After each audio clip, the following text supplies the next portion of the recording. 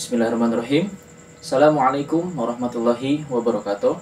Selamat pagi adik-adikku sekalian yang Bapak cintai. Semoga hari ini, di hari Senin ini, semoga kalian tetap ceria dan semangat ya belajarnya, khususnya di hari ini, di awal kita masuk awal pembelajaran baru ya, di pelajaran Bapak, yaitu sejarah kebudayaan Islam. Baiklah, sebelum kita lanjut, nah Bapak ingin salah satu KM, siapa KM-nya di sini? Rahmat ya, silakan. Rahmat nanti coba dipimpin untuk doa bersama. Ya, silakan. Baik. Kalau sudah berdoa kan nanti kita lebih semangat dan juga nanti lebih mendapatkan kemudahan dalam belajarnya yang diberikan oleh Allah Subhanahu wa taala. Nah, setelah kita berdoa, Bapak ingin mengabsen dulu, melakukan presensi kehadiran. Barangkali mungkin nanti ada yang tidak hadir di awal pembelajaran kita kali ini. Baik, barang siapa yang nanti namanya disebut, silahkan bilang hadir dan juga angkat tangan. Dan yang tidak ada keterangan seperti sakit atau dan sebagainya, silahkan diberitahukan ke Bapak ya. Baik, yang pertama Ihsan, Rahmat, Syuaib, Muhammad Fadli. Oke. Baik. Nah, selanjutnya kita akan mulai pembelajaran kita kali ini. Baiklah, kita mulai nabda ta'alumana bi qiraati al-basmalah. Bismillahirrahmanirrahim. Baiklah, sebelumnya karena ini masih di tahun ajaran baru ya, pembelajaran, dan kita masih awal-awal belajar SKI. Nah, kebetulan seperti yang kalian lihat di buku paket kalian, di bab pertama hingga bab akhir nanti kita itu akan mempelajari tentang Wali Songo. Nah, Wali Songo nih teman-teman ya, apa itu Wali Songo nanti kita akan bahas, dan kita akan bahas secara rinci satu persatu per bab mengenai 9 orang wali yang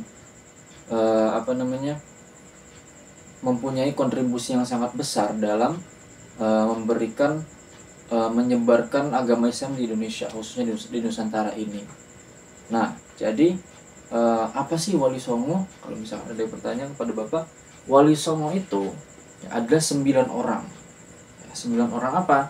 9 orang tokoh agama Islam yang sangat dihormati, terus memiliki ilmu yang sangat tinggi, khususnya di Pulau Jawa.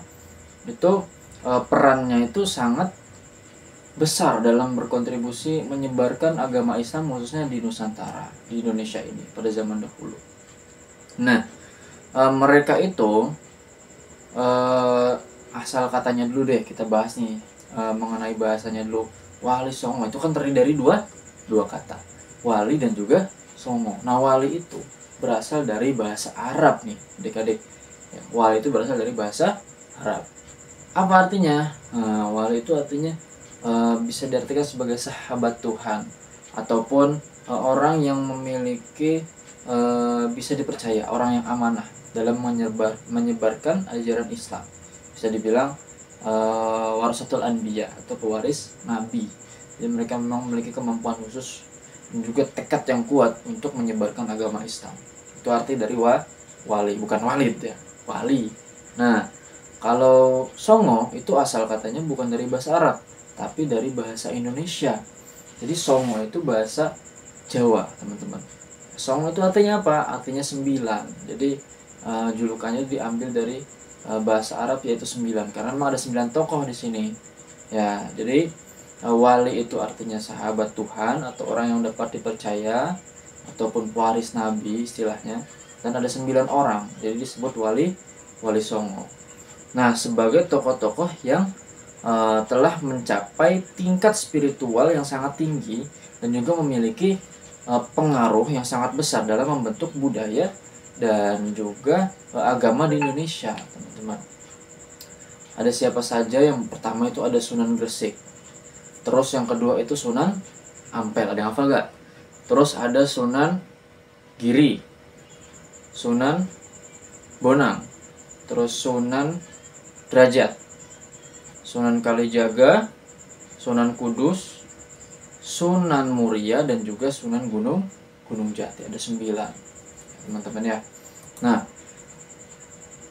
Nah, sebelum kita lanjut ke pembahasan kita, jadi kita bahas di bab ini itu siapa?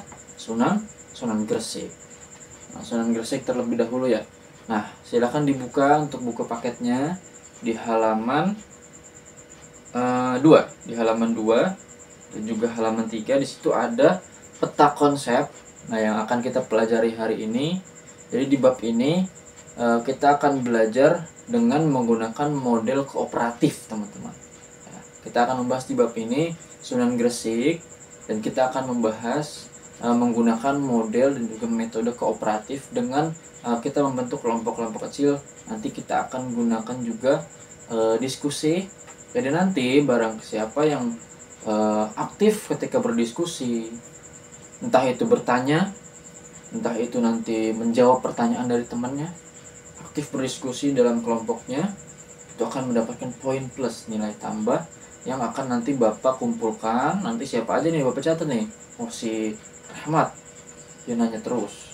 Si Siti suka menjawab pertanyaan, dan yang lain sebagainya. Kalau misalkan aktif, intinya aktif ya, aktif di kelas, nanti akan dapat nilai tambah dan akan mempengaruhi nilai akhir kalian. Jadi kalau misalkan kalian nanti di UAS ataupun di UTS nilainya kurang bagus, tapi misalkan di kelas kalian aktif sekali, banyak bicara, ya kan, banyak bicara dalam artian kalian mau mencoba aktif gitu loh, bukan cuma asal doang ya. Nah, itu nanti akan dapat nilai tambah dan akan memperbaiki nilai misalkan UTS ataupun UAS kalian yang kurang, adik-adik. Ya, kita akan menggunakan model pembelajaran cooperative learning, pembelajaran kooperatif. Nah, bisa kalian lihat di halaman 3 di buku paket ya. Di halaman 3 itu ada peta konsepnya. Ya, kalau Bapak gambarkan di sini ya. Silakan kalian lihat di papan tulis. Nanti Bapak akan juga menggunakan proyektor ya, di sebelah sini. Proyektor untuk menampilkan nanti video mengenai Sunan Gresik. Kita lihat dulu di halaman 3 itu ada peta konsepnya ya. Nah, nanti kita di pelajaran SKI ini di bab pertama akan mempelajari tentang Sunan Gresik. Nah, situ sudah tertera ya. Sunan Gresik itu nama aslinya Maulana Malik Ibrahim.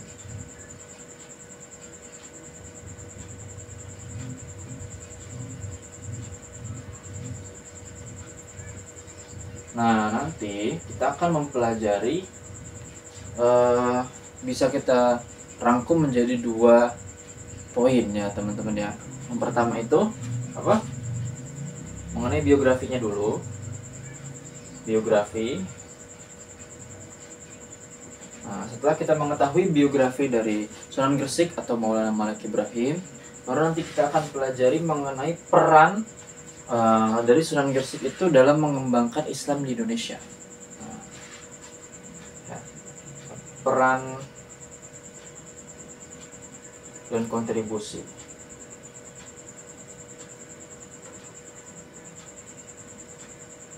Nah, nanti kita pecah lagi. Jadi di biografi itu kita akan bahas juga silsilah, terus pendidikannya seperti apa, juga sikap ataupun akhlak dari seorang Maulana Malik Ibrahim seperti apa.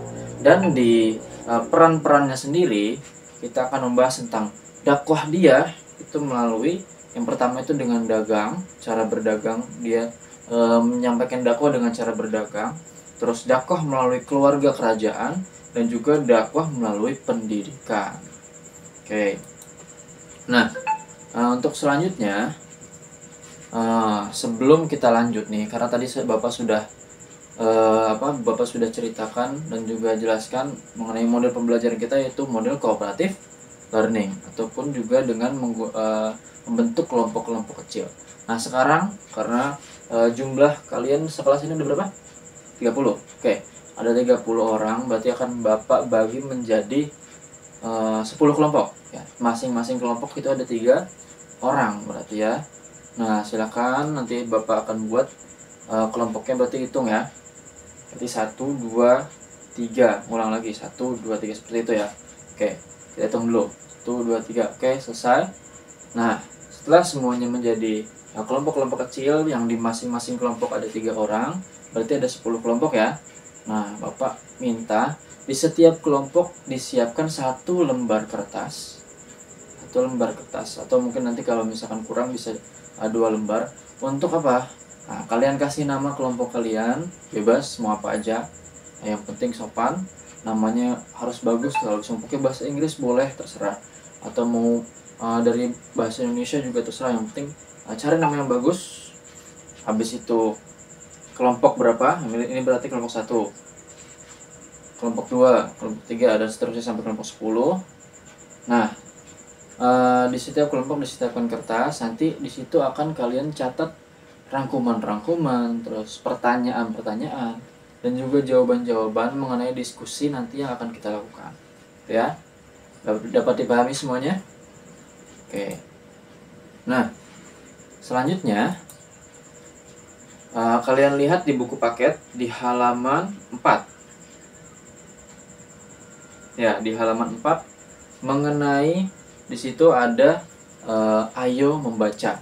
Ya, jadi di ayo membaca ini Bapak minta kalian membaca hingga paragraf akhir. Bapak kasih waktu 5 menit masing-masing kelompok membaca, dan nanti silahkan kalian pahami. Nah, nanti di akhir bahkan Bapak tanyakan mengenai kutipan, dan juga barangkali di situ ada sejarah mengenai Maulana Malik Ibrahim di ayo membaca itu, yang siapa tahu nanti ketika Bapak tanya kalian sudah tahu gitu. Nah, dia ayo membaca. Ayo, Bapak kasih waktu 5 menit untuk kalian membaca, silahkan. Oke, sudah semua? Nah, Bapak bacakan ulang sedikit ya. Jadi, ketika agama Islam masuk ke Nusantara pada waktu itu, tepatnya waktu itu memang kebanyakan Islam